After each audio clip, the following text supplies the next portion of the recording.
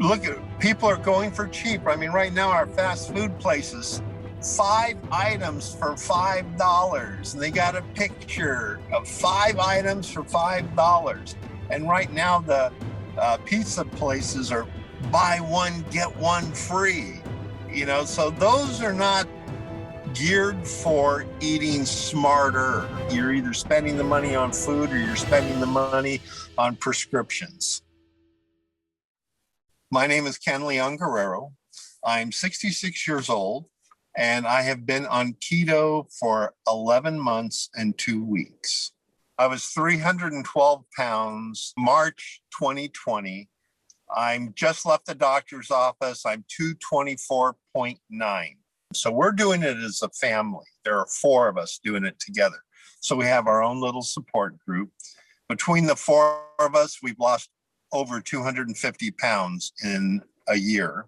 My wife was on insulin. She's not anymore. She's off her depression meds for the first time in nearly 30 years. That breaks my heart that she was on them for that long. And I read that in your post. 30 years on an antidepressant is supposed to be a never.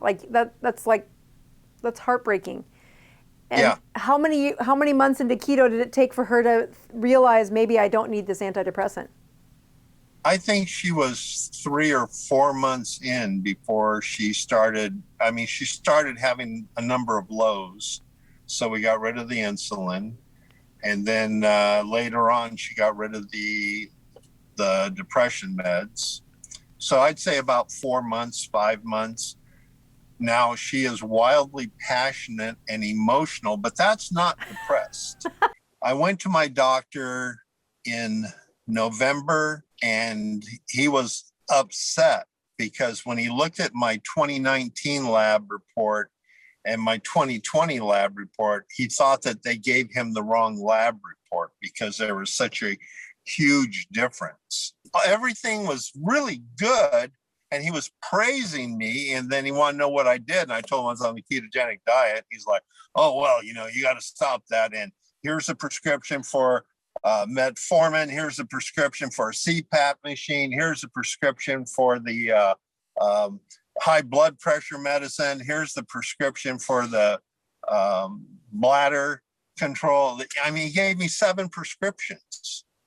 So we changed doctors. Now, the doctor I'm seeing now, he is familiar with the ketogenic diet. We are making all these smarter choices for us. So yes, people say, oh yeah, you're having ribeye again. Well, when we're up to 8. So we're now OMAD. And so when you're OMAD, you can afford to eat ribeye and bacon wrapped asparagus and things like that, because we're only eating once a day and we're trying to get our fat up as high as we can. Like I tell people, they go, how did you lose that much weight? I said, oh, I exercise like crazy. Oh yeah, what kind of exercise? They say elbow bends. They go, elbow bends? I go, yeah, I ate my... Oh, that's fantastic. What would you go back and tell yourself before you started? I would tell myself that eating smarter is cheaper and healthier. So eat quality, not crap. Look at people are going for cheap. Right now our fast food places, 5 items for $5, and they got a picture of 5 items for $5. And right now the pizza places are buy one get one free. So those are not geared for eating smarter.